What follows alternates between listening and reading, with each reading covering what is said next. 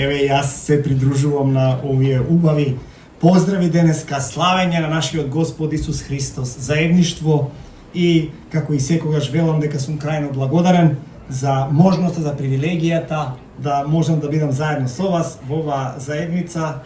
Благодарен сум на довербата на пасторот Живко, на Стефани и на целиот тим во оваа црква локална кој ми искажа и честа и довербата да можам да споделам нешто од зборот Божи за вас, со вас, а се разбира поврзана токму со она што било обмислено или замислено од страна на Живко за тоа каде црквата и како треба да се поучува. И верувам дека ова е еден многу важен миг, исклучително специфичен миг за тоа што треба црквата да го научи за основите на своето верување, кое е длабоко втемелено во Библијата.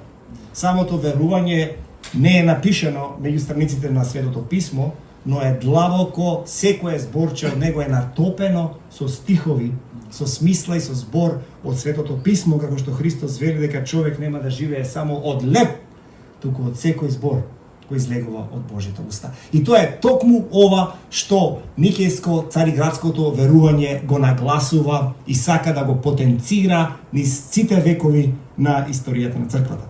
Но пред тоа да го продолжиме да го направиме, јас накусо ќе се помолам.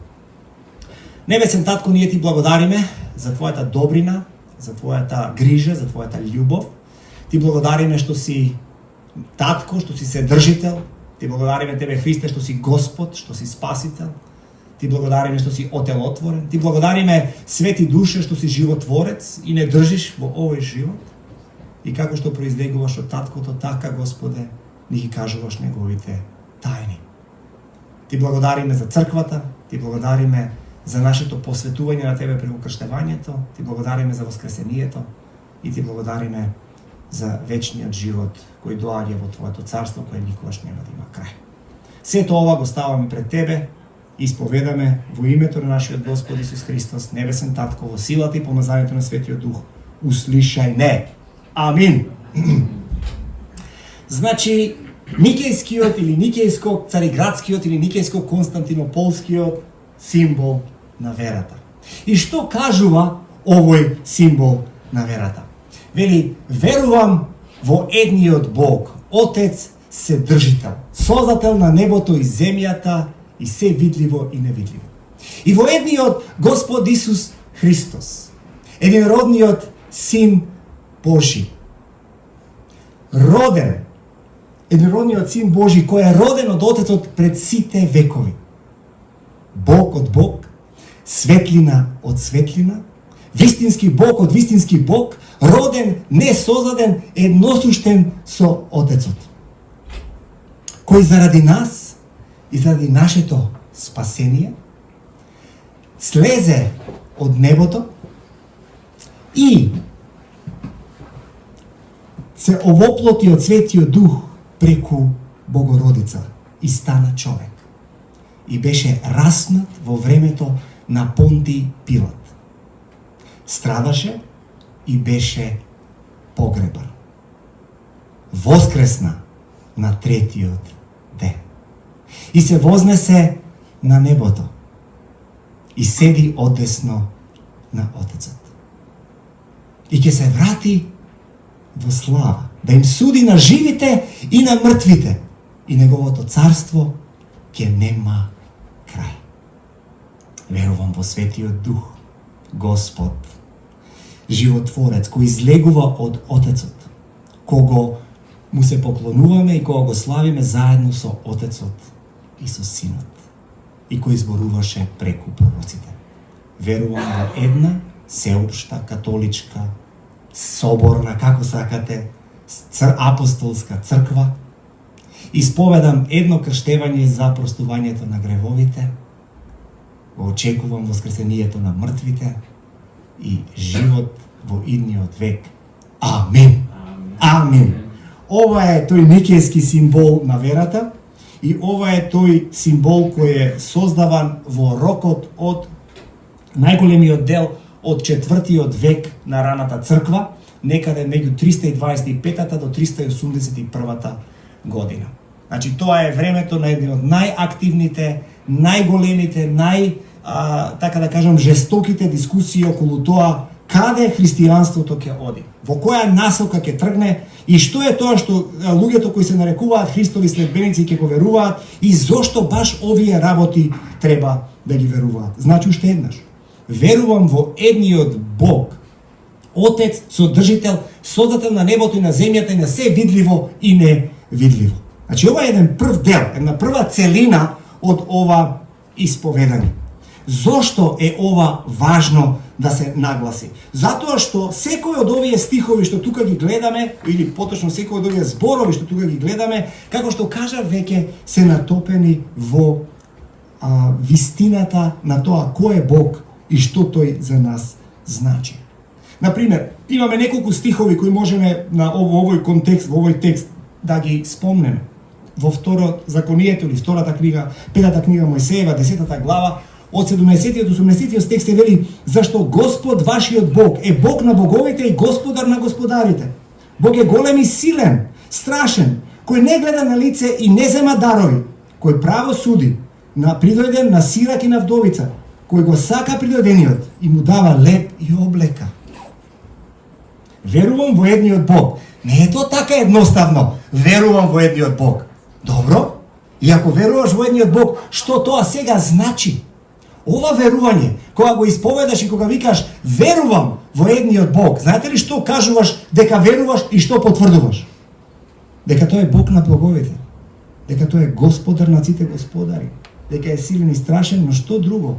Не гледа на лице. Не зема дарови. Во Македонија мито Господ, значи Бог не зема мито, па како тогаш ние сите верници во Македонија имаме такви проблеми со дарови? Не зема дарови. Тој право суди. Пазете го ова. На придојден и на сирак и на вдовица. Го сака придојдениот. Па ако кој било од нас тука денеска кажува верувам во единиот Бог, тој во овој момент со широки раце сака да му искаже добре дојде на придојдениот, да се погрижи за можни бегалци од Украина и да покаже дека не прави разлика меѓу кој е тукашен и кој е придојден. Тој е Отец Вседржител. Тој е Господ и Бог на сите наши татковци, ни вели Библијата на друго место. Тој е Бог Авраамов, Бог Исаков и Бог Јаковов. Што вика Христос кога е прашан за воскресението? Дека Бог е Бог Аврамов, Бог Исаков, Бог Јаковов, Бог на живите, а не на мртвите. Тоа е тој Бог. И ова верување, кое е правено од 325 година, од 381 година, во развој, во обид на црквата да даде дефиниција што таа верува и зошто тоа го верува. Овој Бог првенствено не е потикнат, или ова верување не е потикнато од филозофски размисли. Има тука зборови кои се првенствено користени во филозофијата. Дури не во самата Библија. Но желбата не е филозофска. Желбата е да се искаже слава и чест на Бог кој е Аврамов, Исаков и Јаковов. Тој е творецот на небото и на земјата, бидејќи во почетокот Бог ги создаде небото и земјата. И вели, и создаде се видливо и се невидливо. Ова не само што е против, така да кажам, зборувањето на оно што треба да се укаже кој е овој наш татко небесен, што тој може да направи, туку ова е исто така еден многу јасен и недвосмислен опис против она што црквата е следи од првиот ден, а тоа е така наречената желба да се нагласува дека човечкото знаење, а не Божјата објава е поважна за да стигнеме некаде и да можеме да учествуваме во небесниот живот. И тоа до денешен ден е познато под еден назив и се вика гностицизам. И да ви кажам, гностицизмот е жив и здрав до денешен ден. До денешен ден гностицизмот е жив и здрав. Во суеверијата, во различните, не знам, хороскопи што луѓето ги гледат, да следат да ги читаат. Во различните чувства дека мораш нешто да направиш во животот за да си го контролираш својата сигурност, својата безбедност. така да се изразам својата среќа. Во почетокот Бог ги создаде небото и земјата. Достоен си, Господи, да ја примиш и славата, и честа, и силата, што ти си совладал се, и според твојата волја постои се, и се е создадено во Откровение 4.11 вели. И се видливо и невидливо. Во Исаја ни е кажано дека Господ, 44.24 вели, Господ кој те откупи и кој те обликува во мајчината утроба, јас сум Господ кој се создадов. Сам ги прострев небесата и со силата своја ја послав земјата. Еден од моите омилени стихови во првото поглавие на книгата на Битие или првата книга Мојсеева, знаете што? Покрај другите величествени има едно мало, така да кажам, стихче изрече, вика, создаде се друго, вика, ги создаде и звездите. Ги создаде и звездите. Тоа е овој Бог за кој што ние зборуваме. А ние се наоѓаме во некое најкрајно ќошенце од големата вселена, во најкрајното ќошенце од нашиот сончев систем, во најкрајното ќошенце од нашата галаксија. Таму некаде. И вели, на едно место прочитав една како карикатура, го нацртала цела вселена или цела ова млечен пат, значи галаксијата, и тука некоја мала точка која е еднаква на некаков електрон, микрон, со цртичка и вика, ова си, значи наспроти се тоа што го гледаш, вика, ова си ти, плачеш под тушот во понеделник пред одиш на работа. Плачеме над својата судбина. Зошто? Бидејќи сето ова што го доживуваме е премногу непреплавувачко и едноставно не можеме да го издржиме. А мислиме дека можеме нешто да контролираме. Ние, кои сме помали од ситна прашинка. Евеа верата која ни дава храброст, дури во понеделник, со песна под туш да застанеме. Ова е таа вера, ова е тоа исповедање. И вика, и во едниот Господ Исус Христос, единородниот Син Божи кој е роден од Отецот пред векови, Бог од Бог, светлина од светлина, вистински Бог од вистински Бог, роден, не создаден, едно суштен со Отецот преку кого што се е создадено. Ова е вториот дел од ова верување на Никејско-цариградскиот символ на верата. И вика, верувам во едниот Господ Исус Христос. Нема друг. Небото и земјата ќе поминат, вели Христос во Матеј и во Лука. Но моите зборови нема да поминат. Ова е тој еден Господ. Ова е тој еден и единствен Бог, кој е истовремено и единороден Син Божи. И сега овој збор е директно земен од Новиот Завет. Во него се пишува, во Јован 1.18 се пишува дека Бог никој никогаш не го видел, единородниот Син кој е во крилото на Отецот, тој го објави. Зборуваме за тој единороден Син Божи. Не станува збор само дека Христос е единец Божи. Пазете, зборот моногенез има долга приказна, нема да ве замарам со граматика на старогрчки јазик и такви работи. Значи, не е тоа поентата. Најчесто се преведува како единороден, но најдобриот, најцеловитиот превод веројатно бил единствен. Не станува збор за тоа дека Исус Христос е единороден во таква состојба на Христос, на Бог, дека е единороден Син на Бог, затоа што е на тој начин специфичен, туку станува збор дека како Христос нема друг. И токму заради тоа, еден и единствен, и токму заради тоа ние можеме да размислуваме за него. Дека тој не припаѓа на категоријата на нашите категории на создание. Затоа вели, роден од Отецот пред сите векови. Знаете, кога ние размислуваме за оваа ситуација, многу често кога ќе кажеме вечност, на што мислиме? Кога кажеме вечно, на што пред очи не излегува? Не излегува некаква абстрактна, предпоставувам, бројка. Најчесто тоа го размислуваме, го разлекуваме по некоја си, не знам, не сум добро математички поткован по некоја тангента или не знам по што го разлекуваме времето и викаме и ова вака вечно оди. Меѓутоа за тоа некаде да оди му треба и што? Му треба простор. А Бог е надвор и од просторот и од времето. Тој е роден пред сите времиња не во смисла на временска отсечка и вечно од тогаш натаму ќе постои.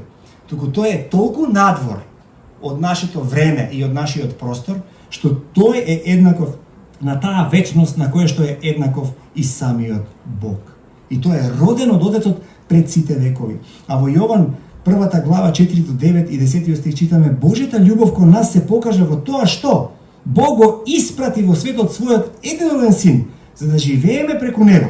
И во тоа се состои љубовта, што ние го возлюбивме Бога, што ние не го возлюбивме Бога, туку Бог нас не возлюби и го прати синот свој, за да ги исчисти гревовите наши. И потоа следи една за мене исто така многу мокна изјава. Бог од Бог, светлина од светлина. Знаете ли зошто е ова тука клаузула и целата што следи? Бог од Бог, светлина од светлина, вистински Бог од вистински Бог, роден, не создаден, едносуштен на Отецот, преку кого се е создаден. Ова е апсолутно библиски поддржана. Крајно, така да кажам, од Бога објавена во Светото Писмо комуникација за тоа кој е Бог, а истовремено формулирана теолошки. Бог од Бог, светлина од светлина. Многу им е битно на овие наши творци на ова верување да нагласат наспроти некои од тврдењата. Тврдењата се свртени првенствено произлегуваат од едно место во Северна Африка, во градот Александрија, денешен Египет. И битката се случува токму на таа територија. Имаме неколку имења, јас нема да ги спомнувам имењата, тие нема за оваа потреба да бидат толку важни. Но едната групација почнува да зборува и да проповеда за тоа дека имало време кога Христос го немал. Било кога не бил. Тоа е една од нивната изјава.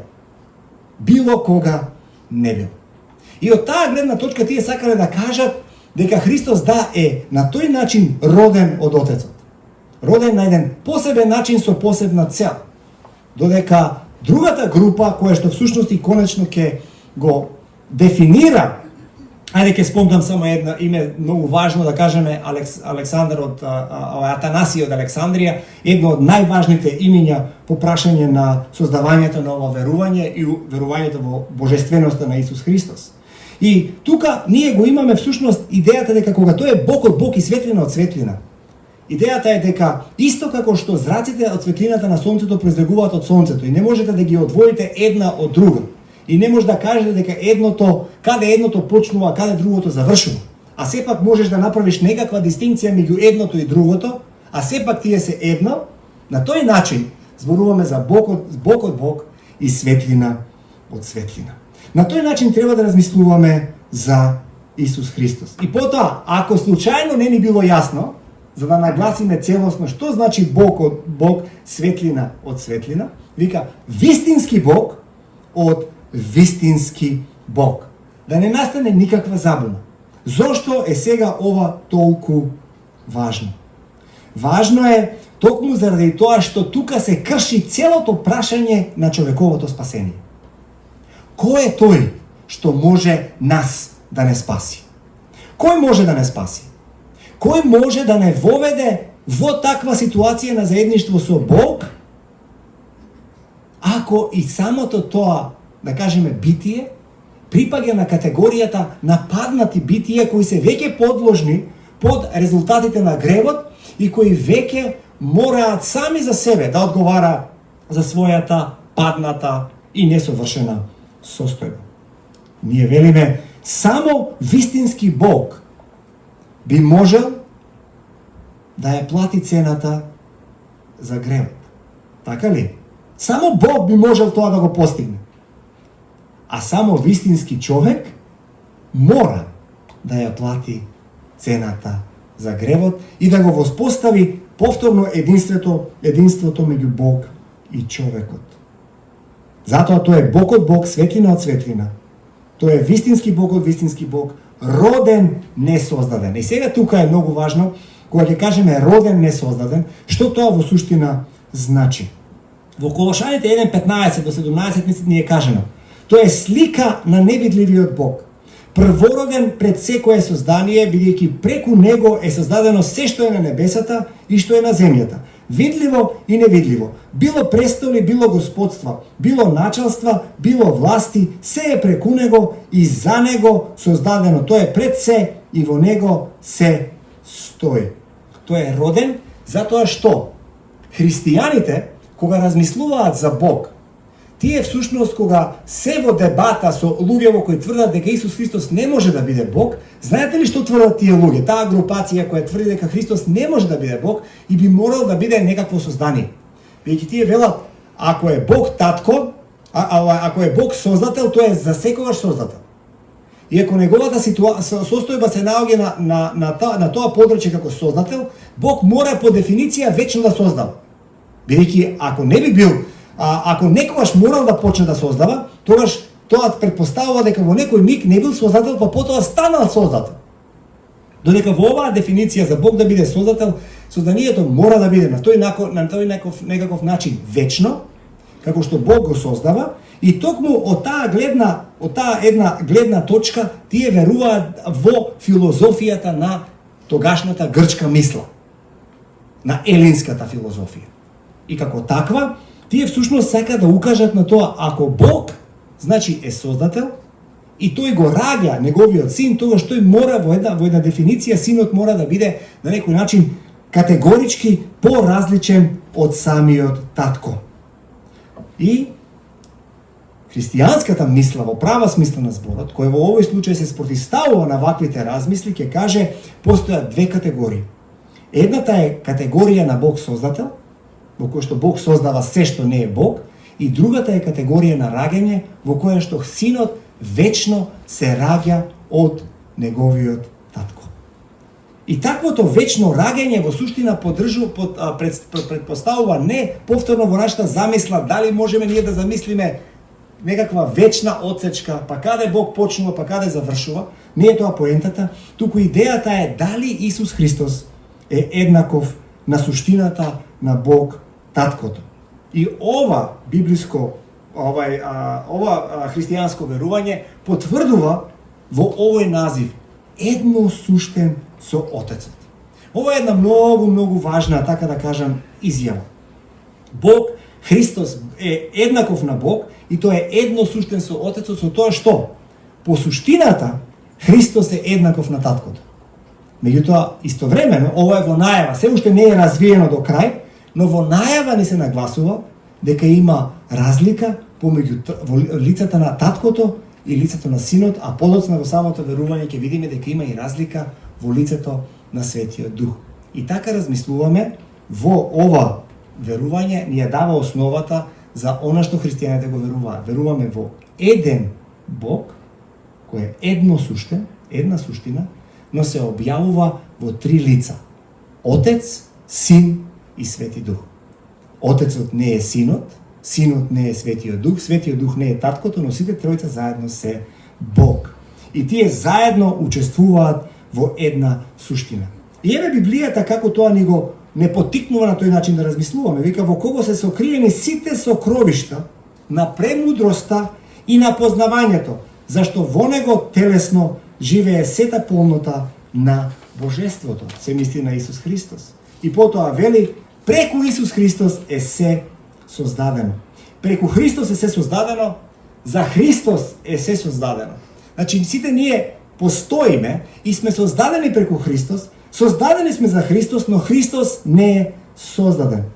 Зашто вика во 1 Коринќаните 8 глава 6 стих: сепак ние имаме само еден Бог Отец, од кого е се, и ние сме во него, и еден Господ Исус Христос, преку кого е се, и ние сме преку него.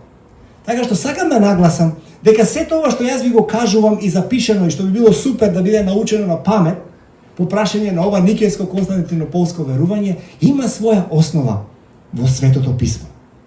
И ние сега до тука, ако малку застанеме, треба да размислиме.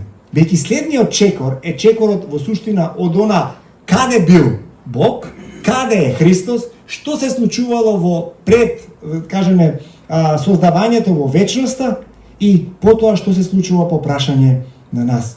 И затоа е многу битно, кога следната ставка ќе ја прочитам, една важна работа сакам да нагласам, да имаме на ум со кого ние всушност си имаме работа. Кој е тој што доаѓа на оваа земја? Кој е тој што доаѓа да ни го преведе Божиот јазик на наш човечки разбирлив јазик? Која е таа привилегија? И повторно ќе ве потсетам на сликата. Можеби добар дел од нас, еве утре е понеделник, веќе размислуваат или се сеќаваат дека стоеле под некој туш и плачеле затоа што е понеделник над својата зла судбина, што ќе се случи следно. Но Христос во ова верување ни кажува нешто многу величествено. Верувам во едниот Бог, Отец Вседржител, Создател на небото и земјата и се видливо и невидливо. И во едниот Господ Исус Христос, единородниот Син Божи, кој е роден од Отецот пред сите векови. Бог од Бог, светлина од светлина. Вистински Бог од вистински Бог. Роден, не создаден. Едно суштен со Отецот, преку кого се е создадено. Уште стоиш под душот и плачеш? Јас би сакал сега, во овој миг да те потсетам, дека целата Библија е на твоја страна. Цела Библија, секој Божи збор искажен во Светото Писмо е на твоја страна. Тоа го верува црквата. Ова не е некакво папагалско повторување на нештата за здравје, среќа, берике и не знам што друго. Ова е знак дека Бог, не Вселената, не звездите, не Сонцето, не месечината, Бог, самиот Бог, Вседржител, единиот Господ, Исус Христос, едно суштен со Отецот, е на твоја страна. И ако добро размислам, знаете што? И на моја страна. И на моја страна. На тоа те повикува верата на црквата Христова.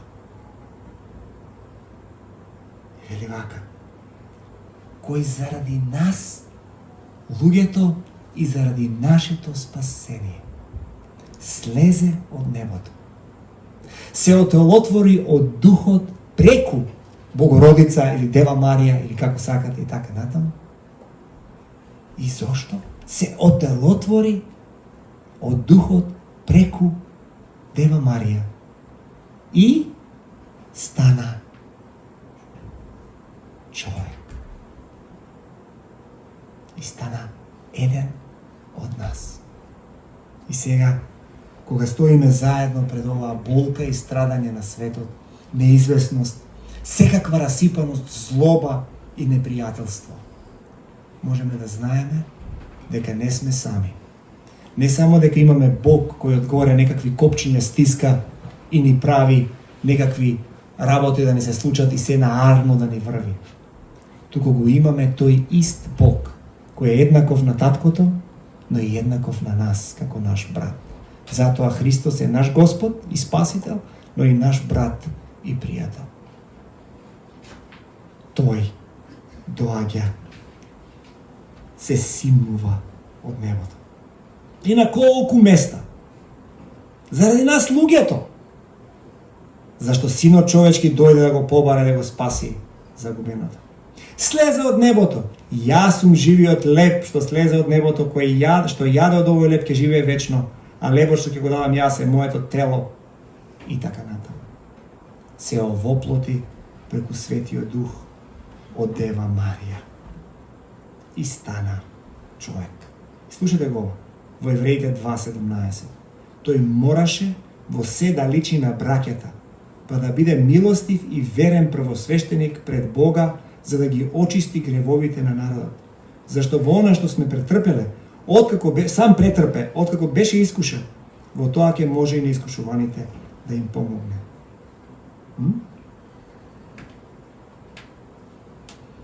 Како ви стои ова? За изјава на Бог, кој е семоќен, кој истовремено за нас претрпува се, во се е искушуван, за да може на нас искушуваните да ни помогне.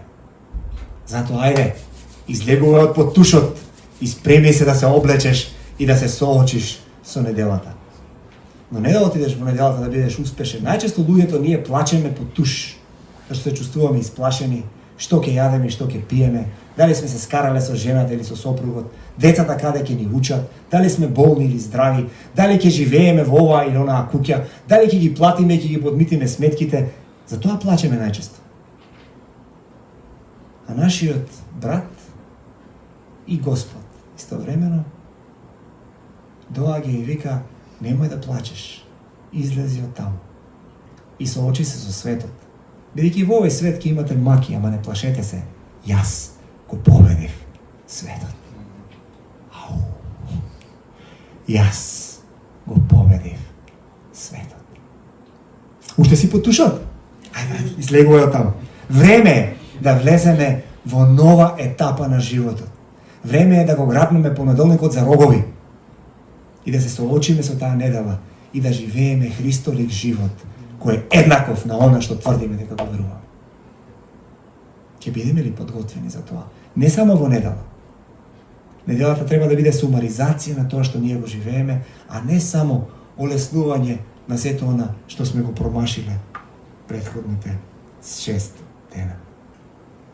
И си беше распнат заради нас, вели, во времето на Понтиј Пилат. Беше распнат заради нас во времето на Понтиј Пилат. И што беше друго? Пострада и беше погребан. Сето ова Христос го направи за нас. Беше распнат во времето на Понтиј Пилат, во дадено историски момент, христијанството е историска вера, страдаше и беше погребан.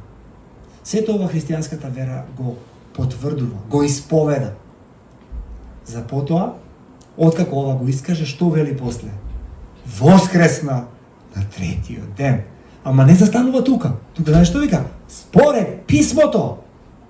Воскресна на третиот ден. Според писмото.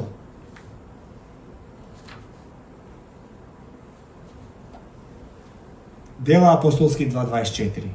Но Бог го воскресна откако го ослободи од смртните маки, бидејќи смртта немаше сила да го задржи. Воскресна на третиот ден. Воскресна на третиот ден, според писмото. И што следи после? Се вознесе на небесата, седи одесно на Отецот. Вау! Што всушност ова верување преку ова сака да нагласи и да каже?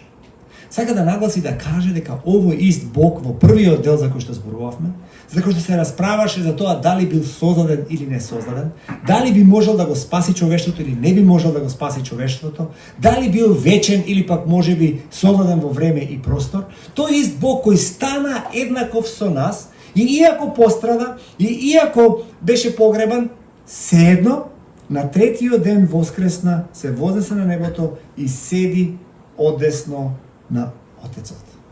Тој самиот Исус Христос седи од десната страна на Таткото. А ако ја читаме целата Библија и ако ги читаме во суштина записите на сите антички древни текстови кои доаѓаат горе-доле во слично време порано подоцна од самата Библија, ќе видиме што значи да се седи одесно на Таткото. Или од десна страна на некого кој има авторитет и сила. Тоа значи дека силата која има дадениот авторитет е во суштина спроведена преку неговата, така се сметал преку неговата десница. Ова е истиот Господ Исус Христос, кој е воскреснат според писмото, кој се вознесе на небото, што е исто толку важно како што и воскресна, и седи одесно на Таткото. Седи одесно на небесниот Татко.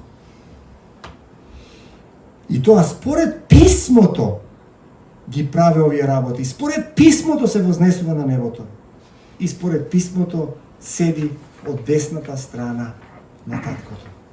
Тоа е верувањето кое црквата го нагласува, особено да биде важно и да биде на тој начин применливо во времења какво што живееме ние денеска. А кои се тие времења? Тоа се времења во кои што во суштина повторно можеме да видиме како сила Бога не моли. Такви се овие времења. Сила Бога не моли. Луѓето кои сметаат дека кога ќе дојдат до некакви ресурси, кога ќе дојдат до некаква ситуација, веќе размислуваат и сметаат дека ова е мигот преку кој што тие можат да си ја создадат и да си ја кројат својата судбина. Ова е во суштина повтарање на исконскиот грев, повторно, повторно и повторно. Тоа што Адам и Ева го имаа во рајот пред да паднат во грев, е избра, наместо да живеат заедно со Бог, соодветно со неговите насоки, тие самите решија да кажат сила Бога не моли. Но истовремено, црквата уште во ова време, кога овие многу важни верувања, библиски подковани или подкрепени и втемелени, сака да ги нагласи не само заради тоа што сака да нагласи што е точно, што Библијата го тврди, туку истовремено затоа што сака да нагласи дека ние како христијани треба да живееме со соодветен живот кој е еднаков на нашето уверување. И тој Бог, Исус Христос, кој дојде на оваа земја, кој страдаше, кој беше погребан, воскресна на третиот ден, се вознесе на небото, седи одесно од Отецот, што следи после тоа? И пак ќе дојде во слава, да им суди на живите и на мртвите, и на неговото царство ќе му нема крај. Раната црква можеби имала различни видувања за тоа како општеството, како целината на нашето искуство на оваа земја може да се протолкува, како може да се спроведе и како може да се верува. И имало различни идеи за тоа како да се уреди политичкото гледиште, која е улогата на државата, која е улогата на царот во оваа ситуација, која е улогата на властите, како црквата да се однесува кон нив, и тоа е се така, и имаме многу, значи една цела гранка би можела и постои таква на толкување на црковната, значи право како да се постави црквата, како да живее во општеството, социологија на религија да се развива и така натаму. Тие работи сите точни, но не ми се тема на разговор денеска. Оно што јас сакам да го нагласам дека црквата без разлика на своите идеи како некои од овие нешта треба да се спроведат, била недвосмислена во една многу важна работа. А тоа е дека нема друг цар освен Исус Христос. И дека неговото царство ни е на нас лично загарантирано. И тој ќе дојде во слава, ќе им служи и на живите и на мртвите, и на неговото царство ќе му нема крај. Видете во Псалм 145 што ни се вели. Нека те прославуваат, Господи, сите твои дела, и нека те благословуваат светиите твои, и нека ја проповедаат славата на твоето царство, а да прикажуваат и за силата твоја, за да им се кажува на синовите човечки, за твојата сила и за велелепната слава на твоето царство. Твоето царство е царство на сите векови, а владењето твое над сите поколенија. Драги мои, браќа и сестри во Христа, драги мои кои размислуваме денеска за улогата на Исус Христос во историјата и во иднината и во судбината на човештвото. Ова е тој ист Христос, за кој што почнавме на почетокот заедно со Таткото да го дефинираме, кој всушност доаѓа еден ден и се враќа на оваа земја. Зошто овие наши предци, зошто овие луѓе кои биле толку посветени на тоа да нагласат дека Исус Христос е еднаков, едносуштен на Бог, ги кажуваат и овие работи? Затоа што сметаат дека она што се случува таму, дека Исус Христос е едносуштен со Таткото, ја прави цела категоричка или она драматична разлика меѓу како ќе веруваме во Христос и како ќе го живееме нашиот живот. Поминале меѓу 325 година и 381 година, поминале, значи, повеќе од, да кажеме, 2/3 од едно столетие. И во тие години гледаме како се развиваат мислите за тоа зошто црквата тврдела и дефинирала дека Исус Христос мора да биде еднаков на Бог. Тоа на грчки се вика homoousios, едносуштен, една суштина со Таткото. Имало најразлични обиди Исус Христос да се дефинира малку поинаку. Се разбира, имало луѓе кои тврделе дека воопшто не е еднаков на Таткото на суштината. Тоа се, значи, една групација која се нарекува Ариевска групација, да ја наречем. Но има и многу други. Има некои кои велат дека Исус Христос не е homoousios, туку е homoiousios. Има само една буквичка, различна. Наместо да кажеме дека е едносуштен со Таткото, homoiousios вели тој е само сличен на суштината на Таткото.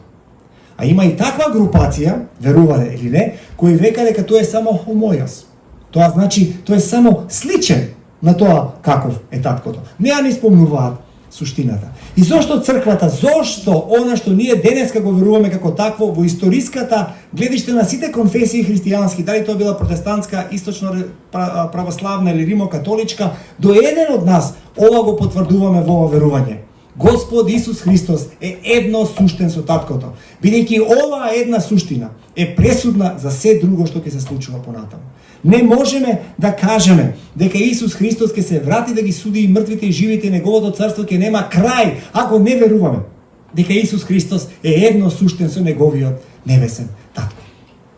Тоа е она што Библијата на нас ни го наложува и тоа е она што Библијата во суштина од нас го очекува. Ова не е само некаква шпекулативна, ова не е некаква филозофска мисла која им е оставена на теолозите.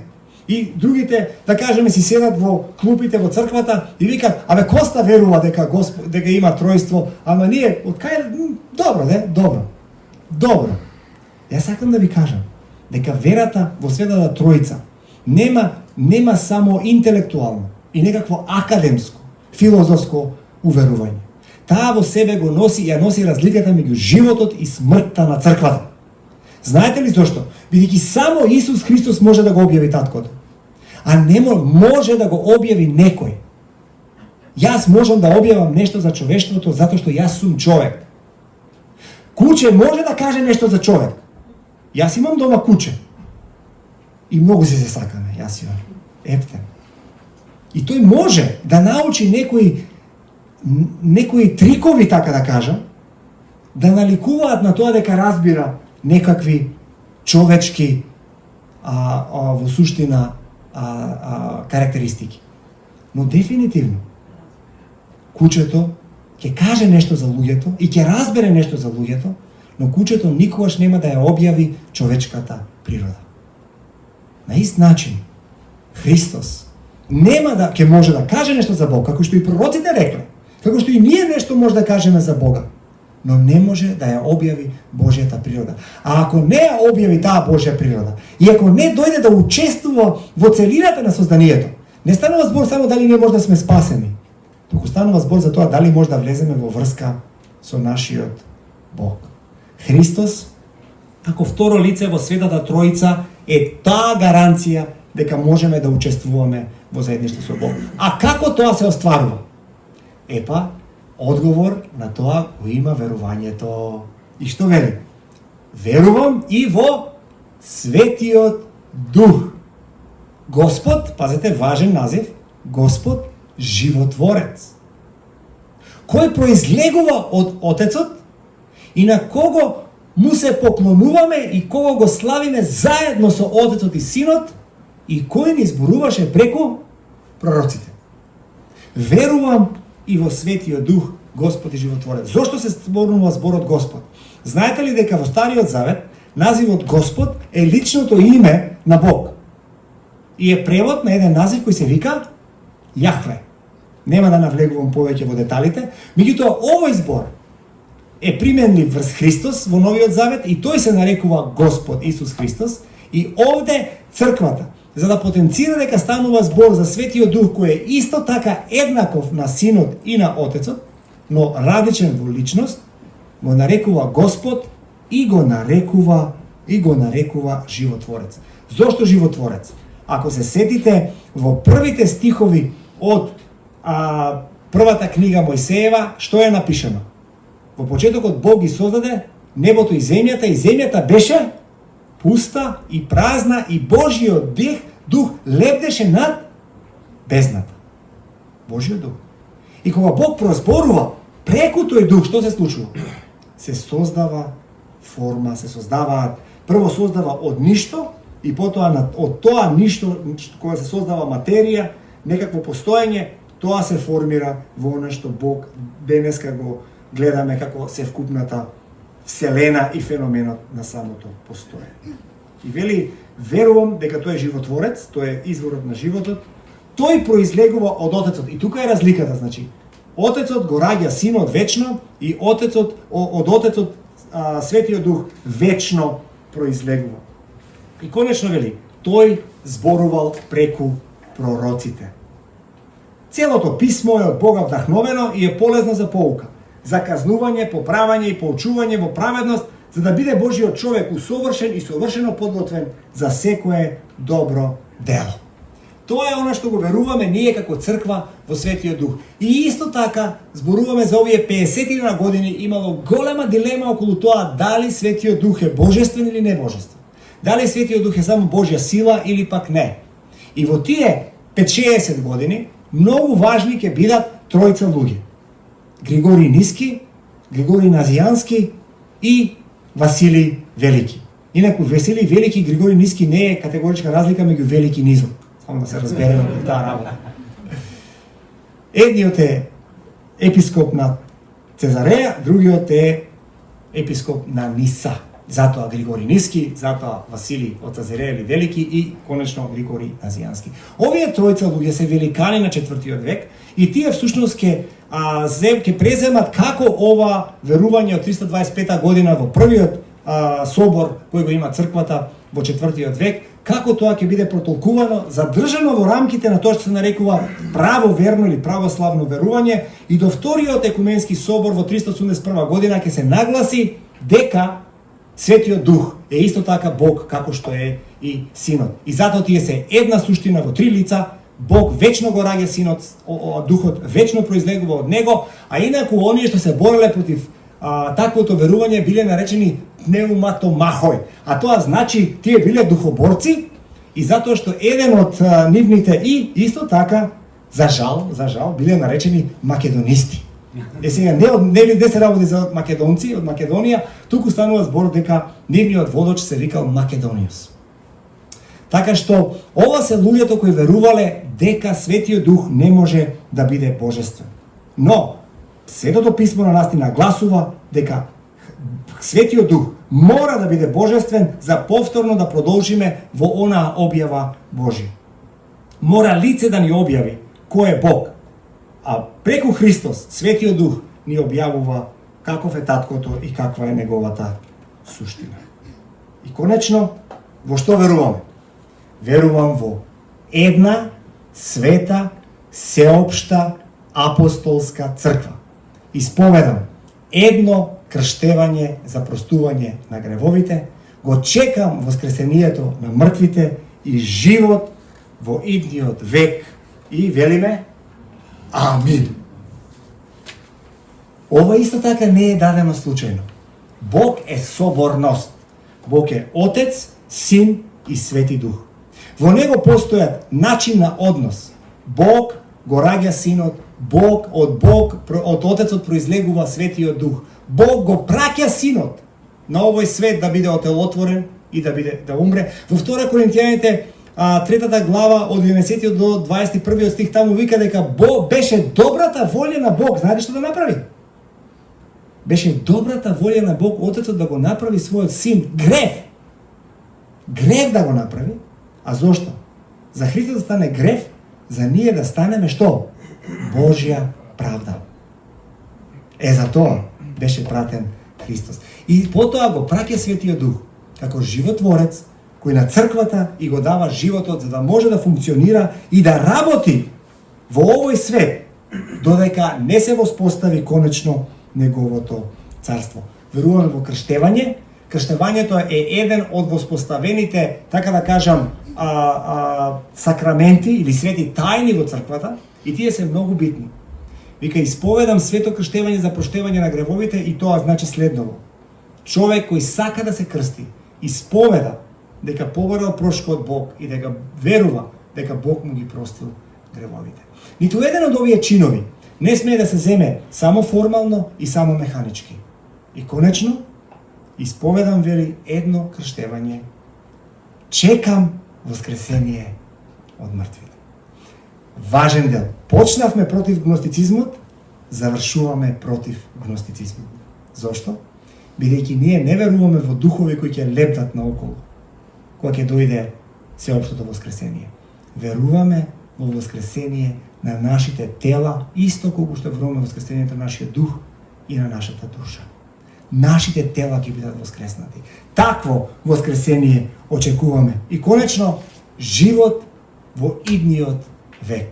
А тој век нема да има крај, како што е кажено, затоа што Божјото царство на Исус Христос исто така нема да има крај. Епа, драги мои, ова е што црквата верува.